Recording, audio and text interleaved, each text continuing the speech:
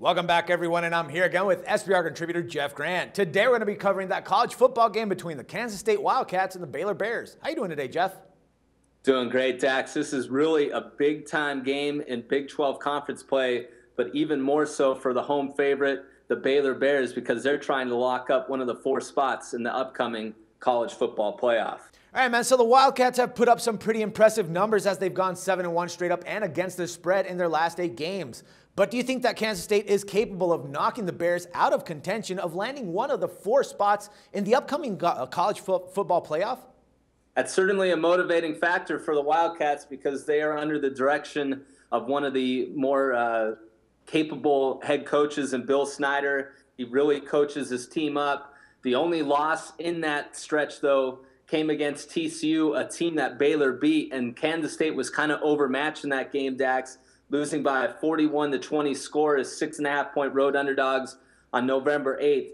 But Kansas State, if they lead at half, they're eventually going to win the game because they've won 47 consecutive when leading at the halftime break entering Week 15.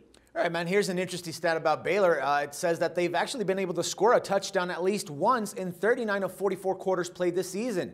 But how important is it for the Bears to actually have their quarterback, Bryce Petty, cleared to play after suffering a concussion last week, man?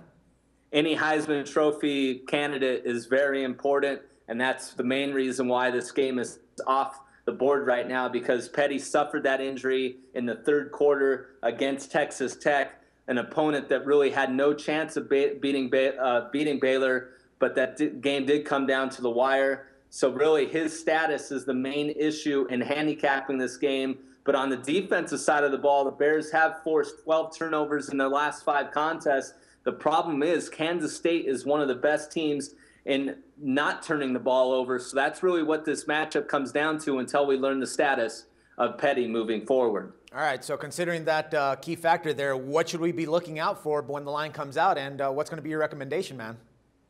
The only thing at this point in time, shooting this video on a Monday, is trying to figure out a handicapper line with Petty under center. And what I've come up with is Baylor as a 13.5-point home favorite if he does intend to play against Kansas State. When you look at Kansas State, they've lost the rushing battle in their 3 losses this season to West Virginia. They've lost the rushing battle 4 times this season to West Virginia, TCU, Oklahoma, and Auburn. So Baylor's going to have to run the football even if Petty is under center. The problem is with the Bears, they've lost 2 of their main offensive line players for the entire season. So that's the reason why I kept the number under 14. So that's the number to watch. My handicapper line, Baylor minus 13.5. So it comes under that number. Lay the points with Petty under center. While if it goes over that number of 14 or higher, grab the points with Kansas State.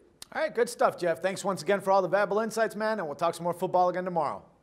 Thank you. No problem. For SBR Picks, this is Dax Floyd. The SBR Network offers free sports picks and game breakdowns, big money free betting contests year-round, a real-time Vegas-style odds monitoring service, and much more. So come see for yourself. To stay updated on SBR news and promotions, follow us on Twitter, Facebook, and Google+, and do be sure to subscribe to the Sportsbook Review YouTube channel to catch all our daily sports shows.